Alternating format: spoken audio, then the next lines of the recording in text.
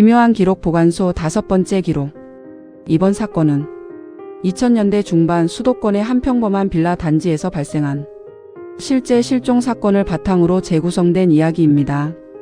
그 빌라는 특별할 것 없는 곳이었습니다. 3층짜리 소형 건물, 오래된 외벽, 좁은 계단, 그리고 서로 얼굴을 알고 지내는 이웃들. 그곳에서 한 남성이 사라졌습니다. 이름은 공개되지 않았습니다. 40대 초반 혼자 거주하던 직장인. 주변 사람들의 증언은 한결같았습니다. 조용한 사람이었어요. 인사 정도만 하고 별로 왕래는 없었고, 그는 어느 날 갑자기 아무런 흔적 없이 사라졌습니다. 실종 신고는 3일 뒤 접수됩니다. 직장에서 무단 결근이 이어졌고 연락이 닿지 않자 동료가 직접 집을 찾아갔습니다. 문은 잠겨 있었습니다. 초인종을 눌러도 반응이 없었고 집 안에서는 아무 소리도 들리지 않았습니다. 결국 경찰이 출동합니다. 현장은 이상할 만큼 정리되어 있었습니다. 현관에는 신발이 그대로 있었고 지갑과 휴대폰도 집 안에 있었습니다. 도주 흔적 없음. 외부 침입 흔적 없음. 단 하나. 사람만 없었습니다. 수사는 곧 난관에 부딪힙니다. CCTV는 없었고 주변에서도 특이한 목격자는 나오지 않았습니다. 휴대폰 위치 기록도 마지막으로 집 근처에서 끊긴 상태. 결론은 하나였습니다.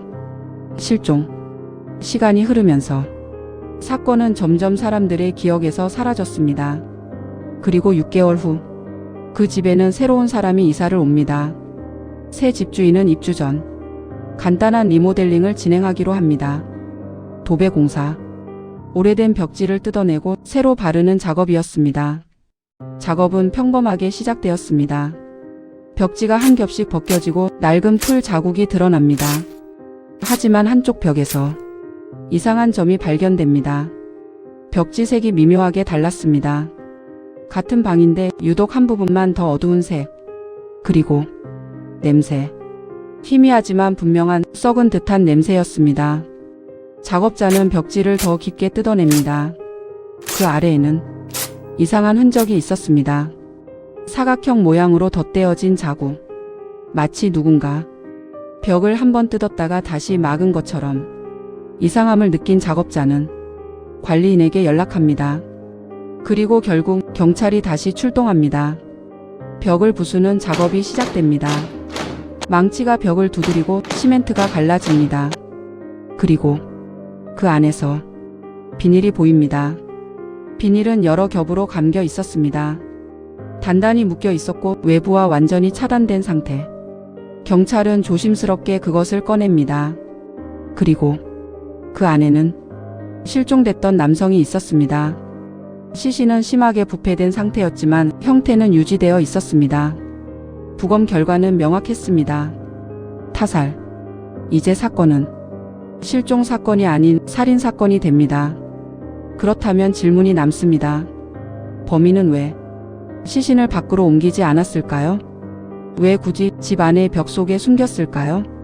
수사 기록에 따르면 이 사건의 가장 큰 특징은 이동이 없다는 점입니다. 보통 살인 사건에서 범인은 시신을 외부로 유기하려 합니다. 발각 위험을 줄이기 위해서입니다. 하지만 이 사건의 범인은 정반대였습니다. 그는 시신을 가장 가까운 곳에 숨겼습니다. 그리고 그 위에 벽을 다시 쌓았습니다. 프로파일링 관점에서 보면 이 선택은 매우 특이합니다. 왜냐하면 이것은 단순한 은폐가 아니라 통제에 가깝기 때문입니다. 범인은 시신을 버리지 않았습니다. 오히려 계속 자신의 공간 안에 두었습니다. 이는 두 가지 가능성을 시사합니다. 첫 번째, 범인은 외부 이동을 극도로 두려워했다. 즉, 사건이 우발적이었고 당황한 상태에서 선택한 행동일 가능성. 두 번째, 더 중요한 가설. 범인은 그 공간을 떠나지 않을 생각이었다. 실제로 조사 결과 유력 용의자는 같은 빌라에 거주하던 인물로 좁혀집니다. 그리고 그는 사건 이후에도 그 집에서 계속 생활하고 있었습니다. 6개월 동안 벽 하나를 사이에 두고. 이 지점에서 수사관들은 같은 질문을 던집니다. 그는 왜 그랬을까? 벽 속에 시신이 있다는 것을 알면서도 그 공간에서 생활한다는 것. 그것은 단순한 무감각이 아닙니다. 오히려 극단적인 적응입니다. 인간은 반복되는 환경에 익숙해집니다. 심지어 그것이 비정상적인 상황일지라도 범인은 처음에는 두려웠을 것입니다. 하지만 시간이 지나면서 그는 그것을 일상으로 받아들였을 가능성이 있습니다.